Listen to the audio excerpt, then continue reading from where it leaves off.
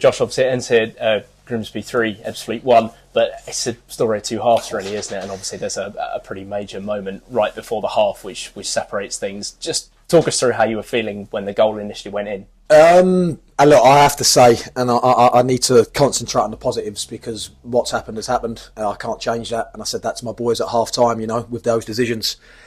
I'll jump to it straight away. The one that frustrates me the most is the penalty.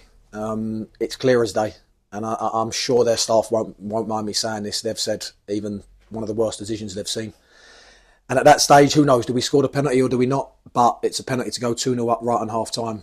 Before you know it, we're down to 10 men. Is it a red card? At the time, I thought it wasn't. Looking back at it, the height, obviously, of where Chapo's foot is, but I don't see it as malicious. He hasn't hurt the boy. I understand what happens in games and how players are. But that was a real game-defining moment, the penalty one, because we were well worthy of our lead. I thought first half, I have to be careful where I say this, I thought we looked incredible. I thought we looked a really good outfit, with a few injuries that we're carrying, a depleted area of the pitch that we've got at the moment. But I thought to a man the boys were incredible, and a performance to be proud of. I think they've made themselves proud today, but they've made the football club and the fans that travelled up in their numbers, they're sensational all the time. I thought they put in a real shift. It's cruel. Life's cruel, football's cruel. It's a harsh world we live in, and it is what it is. Listen, Grimsby are a fantastic side. They're a really good side, and they showed that second half, albeit with us with 10 men. But we've come up here and we've given them a really good game, and on another day the result could have been different. Absolutely.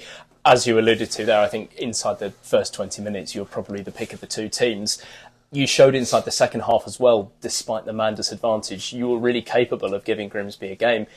Do you feel you sat a little too deep just after half-time? It's difficult because no one really deserved to come off at half-time because of how well they played, and it happened so close to half-time we wasn't going to quite see how the game was going to play out from there, and we knew Grimsby would up the tempo. We knew they might make a change, and that's exactly what they did. But it's difficult with 10 men and you're away from home at a club that are a couple of divisions above you and are doing very well this season.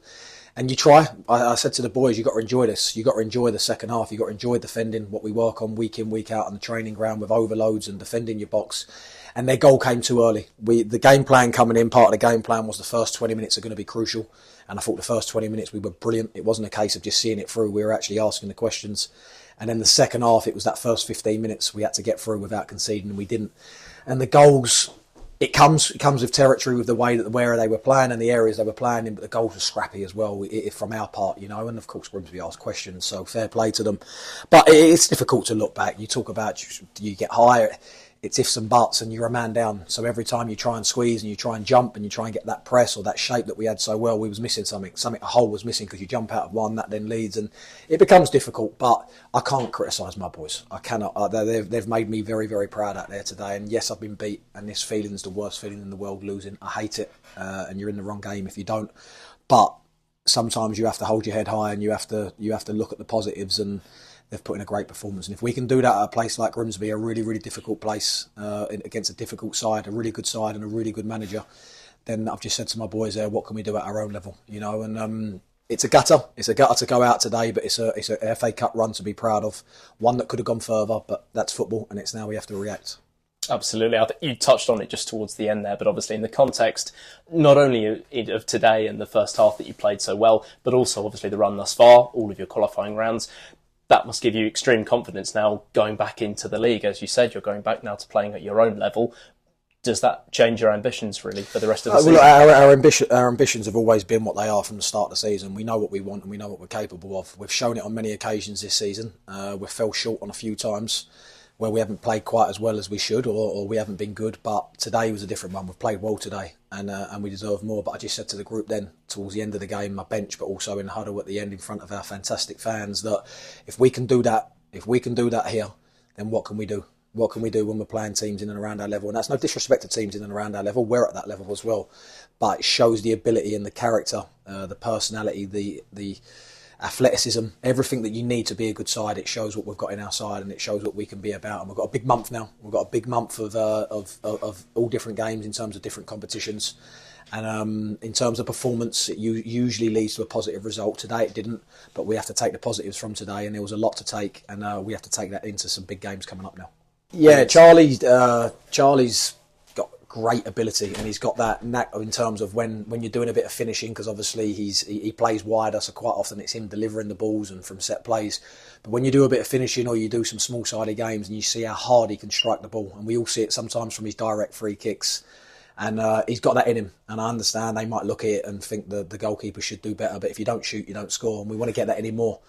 And the way he drove in and obviously scored the goal, I'm really pleased for him, because he's really started to get going in recent weeks, and he's started to look the player that we signed, and he's a fantastic kid, fantastic character, and I've got a lot of time for him, and he can improve still, he can still get better, but he's getting better and better. And then he's done fantastic with what is a Stonewall penalty, where he's drove in, he's shown his power, he's shown his pace, and he's won the penalty, and he's told me it's as clear as it can be.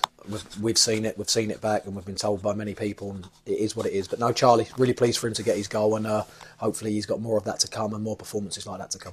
Did you get any explanation from the referee why he never gave a penalty? Listen, I had a quick chat with him at half time. I'm not massive, unless you've got to try and hold your emotion, but I'm not massive on what you can get from speaking to them. Will we get an apology? Maybe. Will we not? I'm not sure. But whatever he says that he feels Charlie his own leg caught his other leg and went over, so basically clipped his own legs. They never see that. We never see that. I don't think anyone did. Everyone was just expecting the whistle to go and a penalty to be given, and we could have been going in at 2-0, and it's a different ball game. But no, that's all I got from him. I have to accept that, as tough as that is to take. How pleased were you in the first half with the back three? Because obviously that was the inexperienced back three that we've spoken about before this season. You moved Ben Chapman into midfield, but they seem to really grow into that game. Yeah, that's the thing you get with younger, not hungry boys, but younger, fearless type mentality. But what all three of them have got is athleticism, height, pace that comes with it, but they're all eager. They're all eager to defend well, but they're all eager to play, and that's exactly what I want in my centre halves. And listen, you can talk about experience, and I'm one for experience. I like it, and you look at that today, and when I'm picking a team, it's like you're coming to a place like Grimsby, a daunting place, a team that score a hell of a lot of goals, and you're thinking, well, the age of our back three, if you like. But I thought they were sensational. I thought they were brilliant, really good. They were front-footed, they were aggressive in their defending, they were calm, they were composed, and all three of them had a really, really good game. Maxi to come in there, who hasn't played much this year for us, and to play in that role, he put in a great shift. But Ronnie's getting better and better. Muzzy's been obviously ever present all year, and they put in a really good performance, as did Cokes and Charlie. But the whole team, the shape, what I asked them to give me in possession, out of possession, the press, the compactness, the discipline, everything was on point up until obviously what happened towards the end of the first half. And it's a shame that it unraveled from there, but we have to take a lot of positives from today. Second half, you've played with 10 men. You've got a very big league game on Tuesday against Maidstone. Is that something that doesn't sit well with you at the moment? Well, it's not ideal, but you see my team selection today. I picked a team that I felt would and could beat Grimsby, and they showed a lot of that, obviously, for a long spell. But I also had a little one eye on Maidstone, and even with my substitutions, I was thinking that at the right time when I can get some fresh legs on.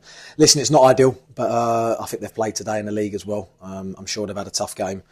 And listen, it's all about recovery now. We recover right after this on the bus. We get the right fuel into us. The team will be working with them now.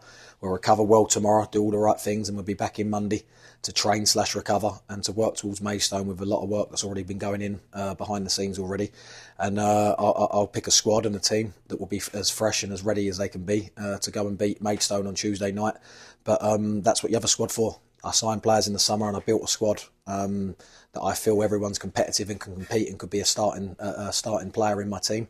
And exactly what I need now, because the games are coming thick and fast, and we have got a few injuries and the odd illness or whatever it might be that keeps you out. But that's what the squad's for, and we'll dust ourselves down and go again on Tuesday. And how big is that game for you Tuesday?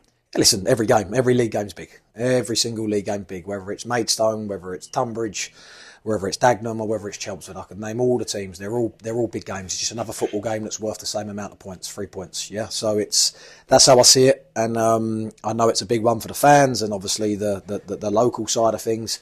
But we'll go into it just like any other game, and we'll be raring to go. I can't wait to get back in to the club and training ground to build towards it, and a really, really exciting game under the lights on Tuesday night that we'll be ready and, as I say, raring to go for. Thanks, Josh. Thank you.